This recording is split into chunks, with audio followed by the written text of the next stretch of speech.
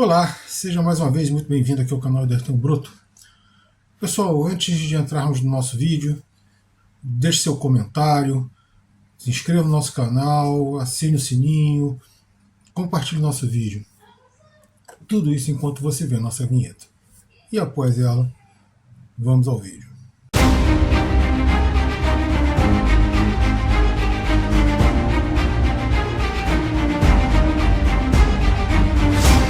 Pois é, pessoal.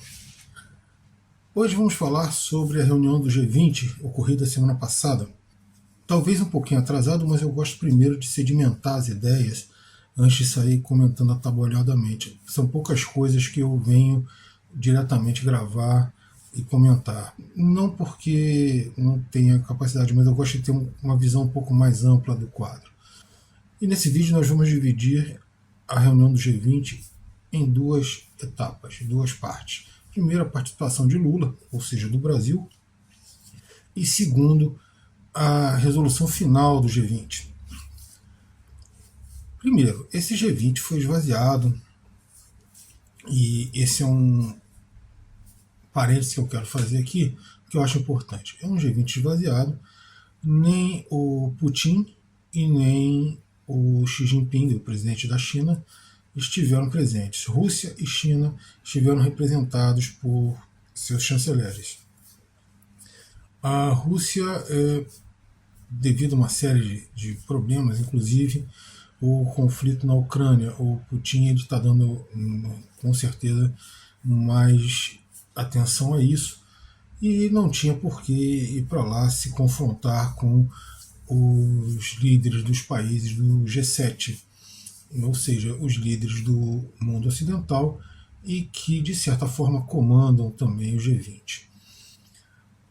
O Xi Jinping claramente deixou a mensagem que ele está se lixando para o G20, porque ele ficou na China recebendo Nicolás Maduro, presidente da Venezuela. Ou seja, ele está fazendo a política dos BRICS. A Venezuela é um dos próximos países que eu acredito que entre nos BRICS. E com a entrada da Venezuela, os BRICS estariam controlando mais da metade do petróleo do mundo, bem mais, afinal de contas a Venezuela talvez não seja o maior exportador e nem o maior produtor atualmente, mas é dona das maiores reservas de petróleo do mundo, já comprovada.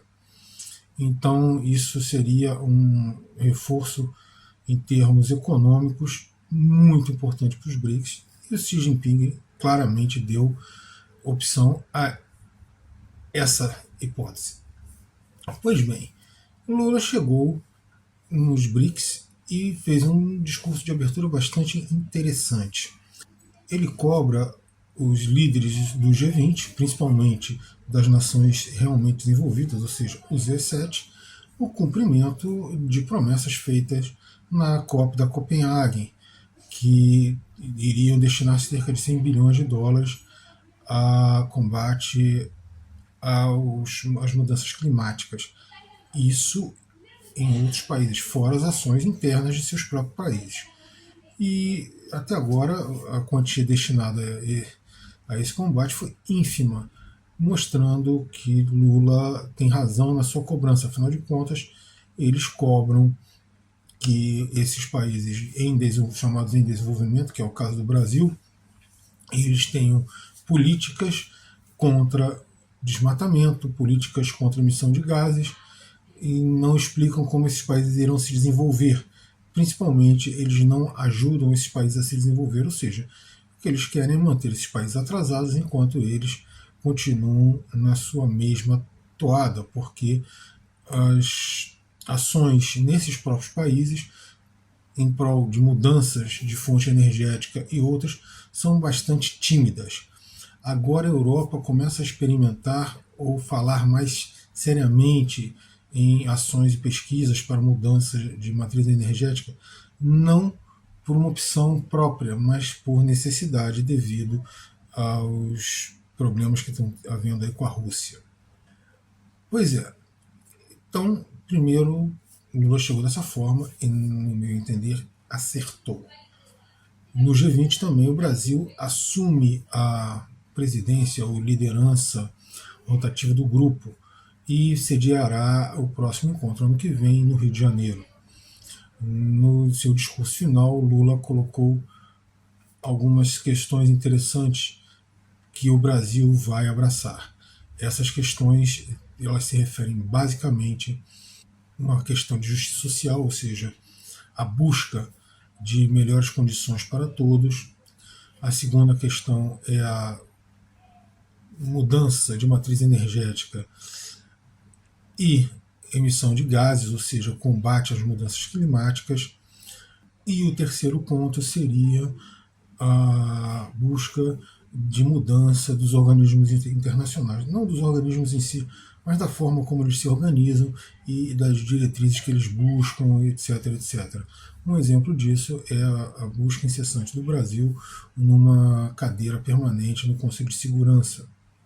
Complicado isso, tem várias implicações, não vou comentá-las aqui, mas é nesse sentido que ele fala em mudanças no cenário internacional das organizações internacionais. Pois bem, o Brasil também se compromete a criar dois grupos de trabalho. O primeiro grupo é uma aliança internacional contra a fome e a pobreza, e o segundo, uma aliança internacional contra as alterações climáticas. Um discurso bonitinho, enquadrado ali nos interesses do G7. Ele foi lá falar o que as pessoas que ele está conversando querem ouvir. Isso é típico do Lula. Ele fala aquilo que o seu interlocutor quer ouvir. O problema é que isso já está manjado, né? Mas tudo bem. Assim, os discursos não são ruins, né? Mas eu acho que poderia ter sido melhor. Por que poderia ter sido melhor? Porque ele poderia ter tratado de temas mais importantes hoje em dia, como, por exemplo, uma equidade maior entre os próprios países. Que coisa que a gente vê que não acontece. Pois bem, e agora vamos às resoluções daí do nosso querido G20. O G20 se opõe à utilização de armas nucleares ou ameaças convexas. Não, não se opõe. Não se opõe porque o G20 não se desarma, ele se recusa a fazer isso. Ou seja, todas as tentativas de desarmamento nuclear foram sabotadas pelo próprio G20. Então isso é mais uma falácia deles. Os líderes do G20 apelam pela plena aplicação do acordo de cereais com a Rússia, né, e o cumprimento desse acordo. Ora, meus amigos, o G20, né, pelo menos a parte ocidental dele, o G7, não cumpriu a sua parte no acordo com a Rússia. O acordo expirou, não existe mais acordo. A Rússia não renovou, então não tem acordo. Simples assim, estão exortando nada. A verdade é essa. Em vez deles sentarem e negociarem de boa fé, não. Eles ficam querendo imputar aos outros a culpa que eles têm. Mais uma bobagem desse G20. Os líderes do G20 apelam para uma reforma na Organização Mundial do Comércio. Bom, eu não sei porque eles querem uma reforma, porque da forma como está, eles nunca cumpriram as diretivas e determinações da Organização Mundial do Comércio, diretivas e determinações essas que eles mesmos criaram, em sua grande maioria foram impostas por eles, principalmente pelos Estados Unidos, e nunca foram cumpridas essas diretivas. O que eles querem reformar? Para quê? Para não cumprir de novo? Então, assim, é muito complicado isso. Os líderes do G20 apelam para a resolução pacífica dos conflitos e os diálogos. Ora, não me parece que queiram isso. Os russos chegaram a sentar com os ucranianos e, claro, antes de continuar o comentário, isso é claramente uma provocação à Rússia pelo que está acontecendo na Ucrânia. Isso passou, apesar do Lavrov estar lá, não, isso passou. E isso é claramente essa provocação à Rússia. Mas assim, os próprios líderes do G7, os próprios líderes ocidentais sabotaram as negociações de paz que começaram logo que a Rússia entrou no Donbás. Quase chegou a um acordo, mas inclusive foram assassinados dois dos diplomatas ucranianos que estavam negociando o acordo. e agora eles vêm com esse papo de que eles exortam a resolução pacífica dos conflitos e blá blá blá, ou seja, é só blá blá blá mesmo, né? E se eles quisessem isso, eles não estariam fornecendo armas à Ucrânia do jeito que estão fazendo. A senhora Victoria Nuland não teria dito que agora eles vão fornecer mísseis de longo alcance para os ucranianos. O que eu não sei qual será exatamente a resposta russa, mas eu acredito que não será uma resposta muito boa. E agora, para o Ocidente, isso eu acho que acredito que agora isso não vai se restringir à Ucrânia, não. Isso vai agora além da fronteira da Ucrânia. A coisa, se eles fizerem isso, a coisa vai ficar mais feia do que já está. A adesão da União Africana é um ponto interessante. Eu acredito que isso é muito mais uma tentativa de barrar o crescimento de China e Rússia no continente africano do que efetivamente em uma aproximação de boa fé com o continente.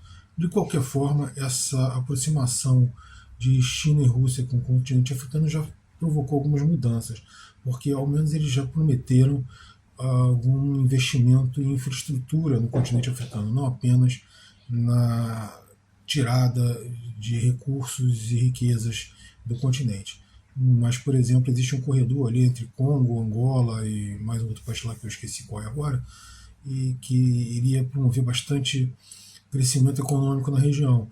E o Ocidente já se comprometeu a financiar esse corredor. Vamos ver como é que vai ficar. A princípio, para mim, é mais uma tentativa de dividir o continente e barrar o crescimento sino-russo na área.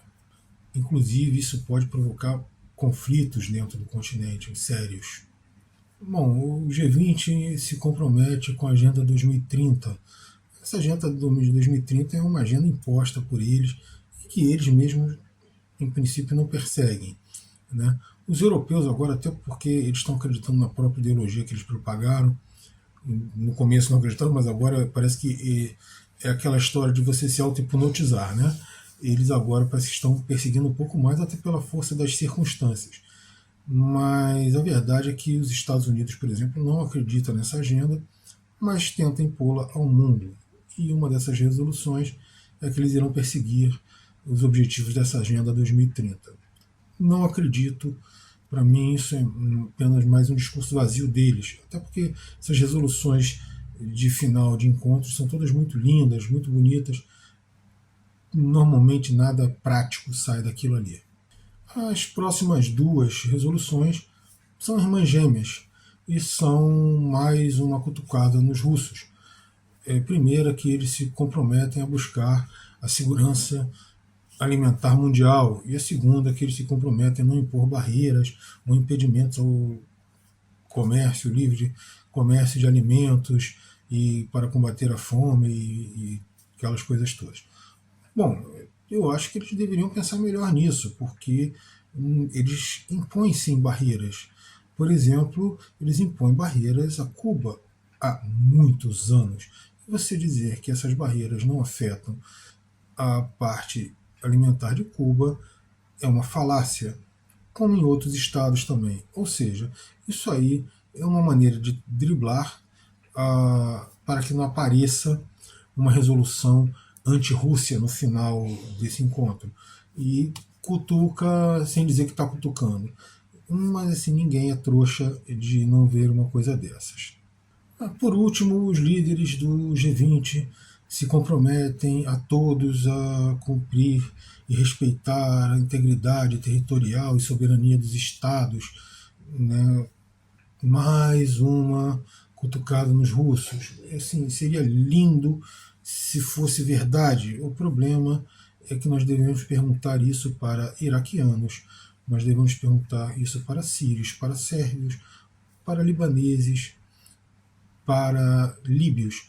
Vamos ver se eles acreditam que o G20, principalmente os seus líderes ocidentais, realmente pensam e cumprem esse tipo de resolução.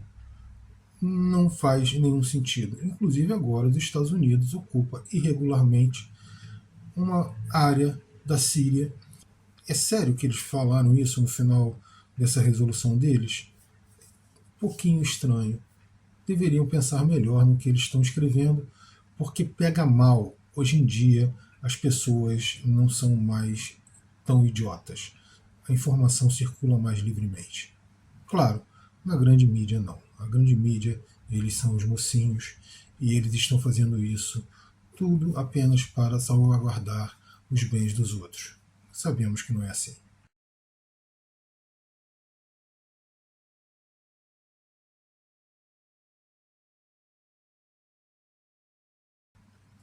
Valeu, pessoal. Obrigado pela presença de vocês aqui. Até o nosso próximo vídeo.